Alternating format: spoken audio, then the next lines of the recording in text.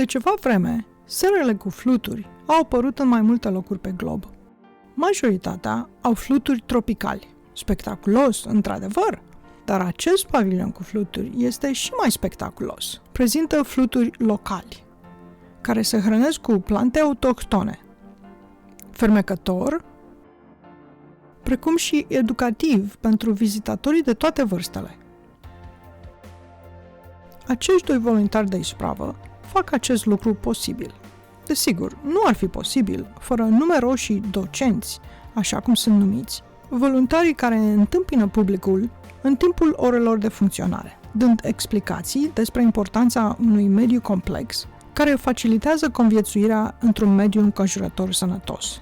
Chris și Deb lucrează pe tot parcursul anului pentru a asigura că acest pavilion, Casa Fluturilor, să aibă fluturi și molii, învățând pe toți cei interesați despre o mare varietate de lepidoptere, larvele lor și plantele de care depind pentru a exista. Majoritatea vieții pe pământ depinde de plante, inclusiv aceste insecte captivante. Începutul lunii octombrie, pavilionul fluturilor din Springfield, Missouri, este închis pentru vizitatori. Vremea este încă plăcută. Plantele și fluturii se bucură de aceste zile de vară târzie. Sezonul s-a terminat și totuși de-abia începe. Butterflies to be. Butterflies for next year. Această serie de videoclipuri care prezintă pavilionul fluturilor locali are ca scop să evidențieze munca titanică care fac aceste momente încântătoare în pavilionul fluturilor posibile. Muncă concepută, coordonată și pusă în aplicare de acești doi voluntari de excepție la Grădina Botanică din Springfield, Missouri. Aici, Chris, Dr. Barnhart, profesor emerit la Universitatea Missouri, este vizitat de Nopadol Pautong, fotograf de mediu și natură la Departamentul de Conservare a Mediului din Missouri. Și deja pregătind scena pentru sezonul următor. And this is microfiber cloth. This is one of our innovations in the Roston Butterfly House. Is microfiber and chrysalis. It's That's very great. convenient to be able to hang them up. So you can buy that microfiber like that? Well, you have to sew the sleeves. Yeah. But yeah, it's just standard microfiber. Yeah. This is what your caterpillars will be. That's the chrysalis. Zebra swallowtail. Yeah. Yeah.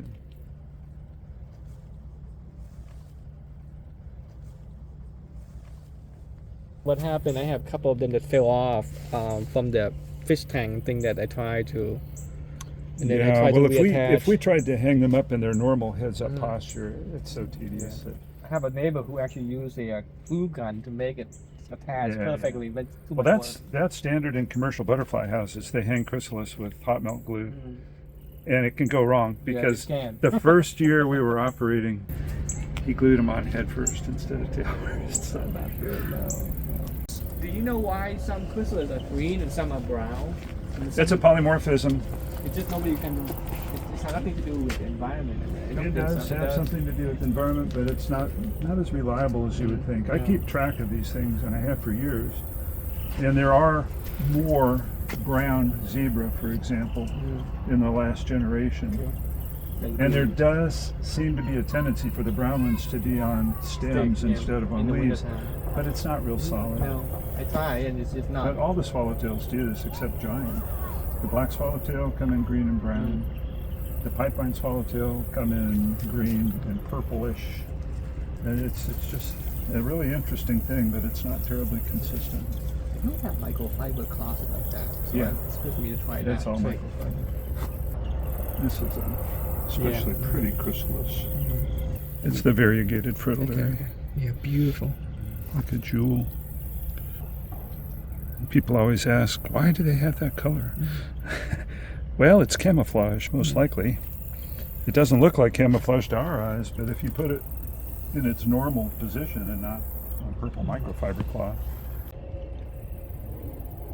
It's one of our favorite butterfly house butterflies, especially this time of the year when the fritillaries are gone. It really kind of fills the gap that's left by the fritillaries. They have 6 obvious legs, which the fritillaries don't. Fritillaries only have 4 obvious legs. monarchs only have 4 obvious legs because they're brushfoot butterflies. So they have their front pair of legs reduced to little grooming aids. That's a really nice butterfly. Yeah, that's beautiful. And there's a few monarchs in here too. You gotta get them out. Get them on their way. There's still some tagging going on. Probably Lena will come over here, maybe Jeff today, to tag a few in the garden and try to get some of these out. There's caterpillars that variegated in here too, no? Oh yeah. If you look for them, you can probably find some. There's a couple on the table for sure. So what are these? Variegated fritillary. They feed on passion. They're not a real fritillary. I only consider the greater fritillaries, you know, the great spangled and the Dianas and others to be real fritillaries. These are almost fritillaries. At least they've got the eggs right. The eggs are very similar to the greater fritillaries, meaning that they're really, really tiny. In town is gone. Yeah. But in here, on the south side, we still got some nice pawpaw. That should hatch. When the It should hatch now. really? Okay. Yeah, because it's last year's cocoon. Yeah, all of these are. These are all last year's cocoons. I kept them refrigerated, and I may have kept them so long that they lost track. But with any luck, Yeah. these are polyphemus in here. Yeah. I think it's a more spectacular moth, and it's a better moth for us in here because these they don't keep as well as the Cecropia do. And the Cecropia have a really interesting cocoon. It has a valve and escape hatch at this end, so it's a nice thing to show to the visitors. I found a lunar moth nearby my house. Well, speaking of Luna moths, that's what we need to do next. We're going to go down here and we're going to check on the Luna moths that we have bagged on the trees. Wow. Nasty host plant.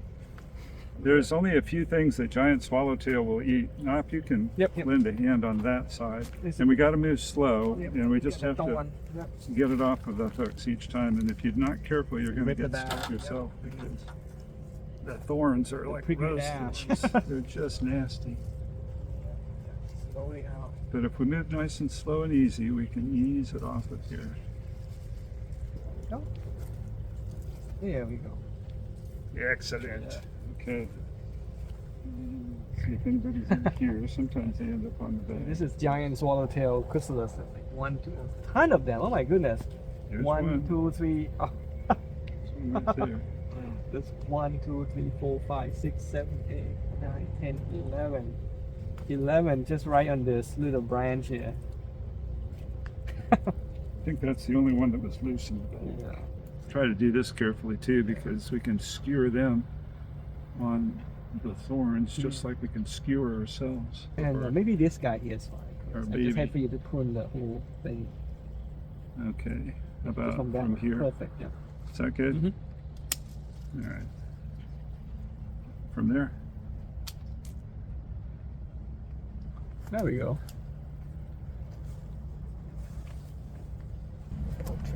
Butterflies to be. Butterflies for next year.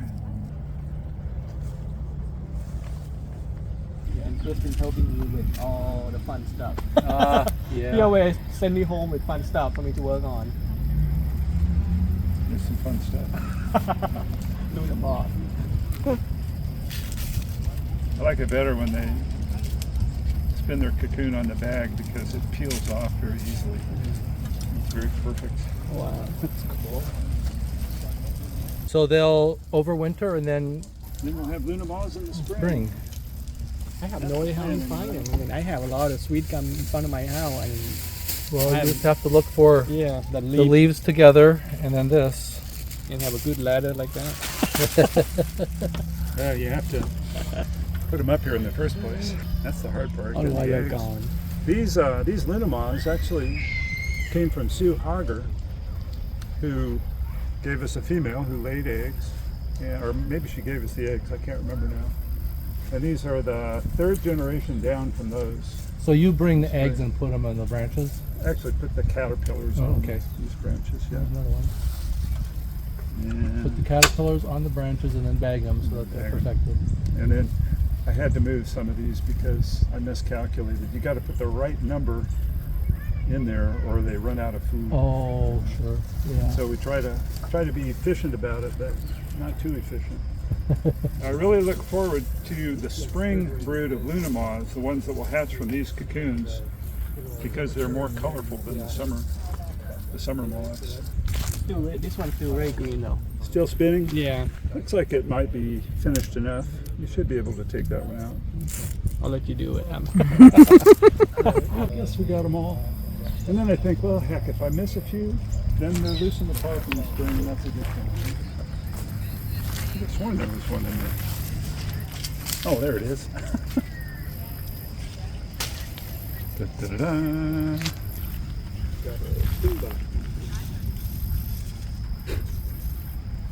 Buck Hagee, who passed last week, actually, used to joke that you could make a fine tea from the frass.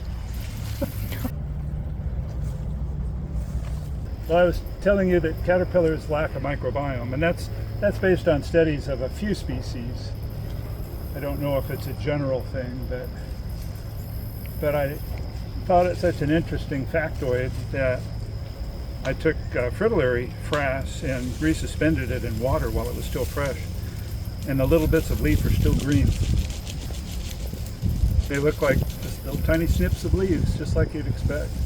Luna moths, they do change the color before the pupa. They do. They turn kind of a reddish. The reddish, that guy. Somebody chewed through the string here. That's interesting. I wonder who. Or even eat the cocoon. If it's attached to the side of the bag, they'll just go in and pull the pupa out through a hole. So squirrels can be a problem with this. You got him? Not sure. Oh, there he is. Yeah, he's definitely ready to spin. We'll just take him home. Take him home and have him spin at home. I think I've got 4 here. There's 2 more. I wish Deb was here, but she's working today. She likes to do this. She likes the harvest stage.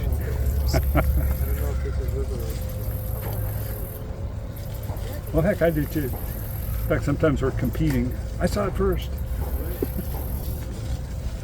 All right, anybody else can just stay. That's a good sized caterpillar.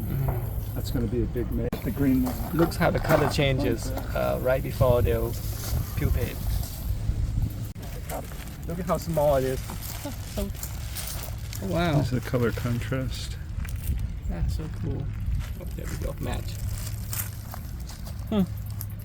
It's really a... Why so much smaller? Because...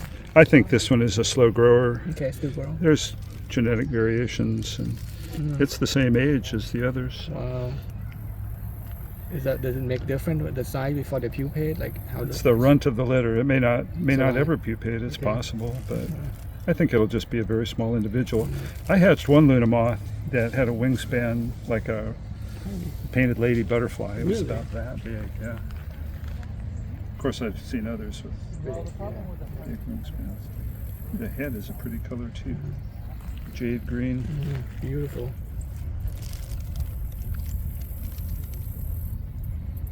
Looking for a place to settle. How long would it take them before they settle like that? In that Oh, it'll shade color? run around for most of the day usually. But what it's looking for, only the caterpillar knows for sure. Because you'll give it what you think is a nice situation and it'll just keep going. I really think they prefer the bag.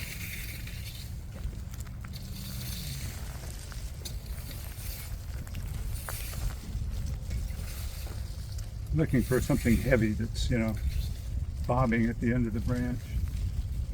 So a little shake can reveal that.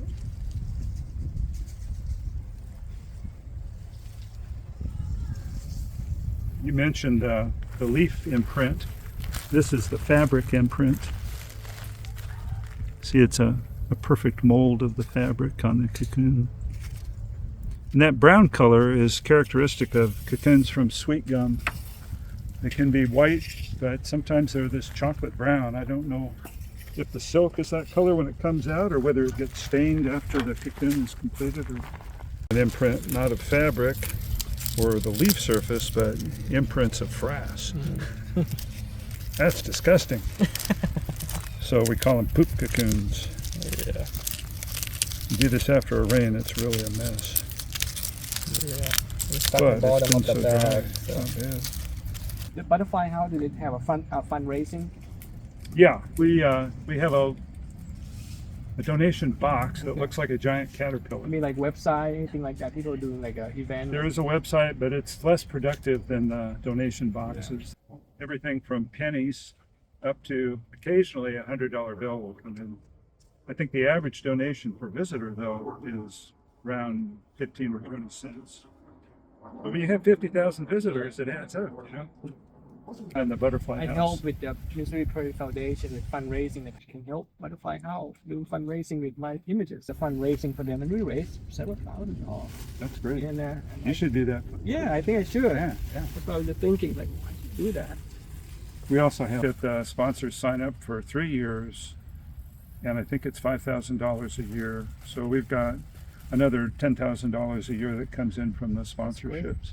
And it adds up to enough that we can hire a docent to be in there in the summer during the working hours. And then the weekends and after hours, after 5:30, is volunteers. That is at the museum at the, you see it? Oh, that's beautiful. That's a metal kind of collage. Yeah, You can see it. very nice. That's what I did with the Missouri Prairie Foundation fundraising. There's a big metal prints. It's about 40 inches. Be free. Yeah. People always ask, what do you do with them in the fall? I say, oh, I turn them loose.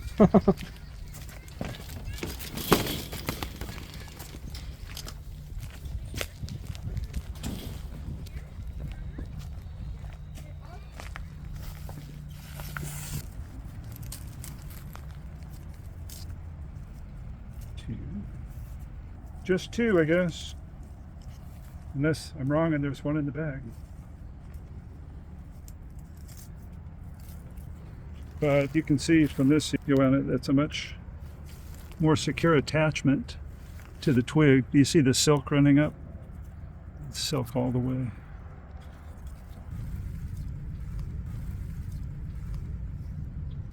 See those 4 up in the corner?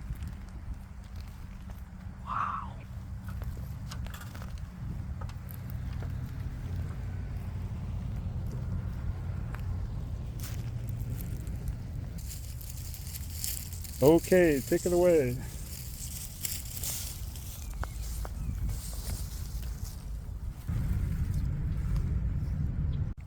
Yeah, now they'd be in for an unpleasant surprise if they tried to emerge through this net. I don't think they could tear it as easily as they do their own silk. The silk is tough too, but they have a secretion that they release before they emerge that softens it. I doubt that it works on polyester.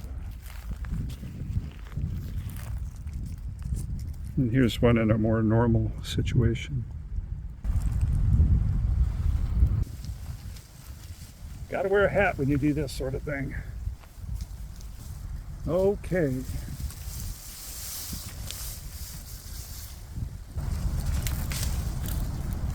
In the park we find them on birch, and generally in Springfield, if you wanted to find polyphemus cocoons, you go look for them on birch. But we prefer to raise them on oak because the leaves are very accessible. There's lots of oaks in town on public property, so we can collect it. Most of the moths that we raise, actually we don't do this. Most of them we raise at home. So we have to go and collect leaves. And certain leaves are just easier to deal with than others. So if it's a polyphagous species, you know, that can eat several different kinds of leaves, we generally go with the one that's most convenient. For the polyphemus, it's not birch, it wilts too quickly once you take it off the tree. But oak is, you know, you can keep it for days in a closed box. It keeps very well. And then for Cecropia, they like to feed on cherry, but again, sweet gum is a better choice for culture indoors. because the leaves, they smell good, the frost smells good. It's a durable leaf. After you take it off the tree, it doesn't wilt very fast. The only downside is I don't think it's as nutritious. They don't grow as fast as they do on cherry. They get just as big, but it takes them an extra week to get there. Nimeni nu poate supraviețui fără plante, în afară de o mică parte a viețuitoarelor pe planetă, care depind de chimiosinteză în loc de fotosinteză. Nobody can. Plants are essential for everything except geology. Any kind of biology, you got to talk about plants. But you gotta say that Mother Earth is the matrix. It's the template for everything. So you got to start with geology. I minored in geology and chemistry, and I majored in biology. And I've gotten a lot out of my geology minor. It just predisposed me to that kind of information. And then I taught biogeography for several years, and boy, that was fun. Because you get to integrate all of that geological information and climatology, evolutionary biology, population biology. Biogeography is an amazing topic. Great fun to teach. I think the students even enjoyed it. I like to think they did. Well, not a large number of cocoons, but we know that these will diapause. They'll sleep through the winter. That's a special problem for Polyphemus. When we raise them indoors, you know, we try to do a big batch at the end of the year, so we'll have a lot that we can bring out in batches in the spring and have them hatch for the visitors. But unless you do everything just right, they don't go to sleep. And if they don't pause, they will die. So, you know, these are insurance. I know that these will diapause. For next year. Poze și videoclipuri adiționale au fost oferite cu amabilitate de către profesorul Chris Barnhart. Thank you, Chris. Springfield, Missouri, Botanical Gardens, are un pavilion cu fluturi și molii, lepidoptere locale în America de Nord, hrănindu-se, în general, cu plante autohtone. Intrarea este gratuită, dar donațiile sunt foarte apreciate, permițând acestei bijuterii să existe și să prospere.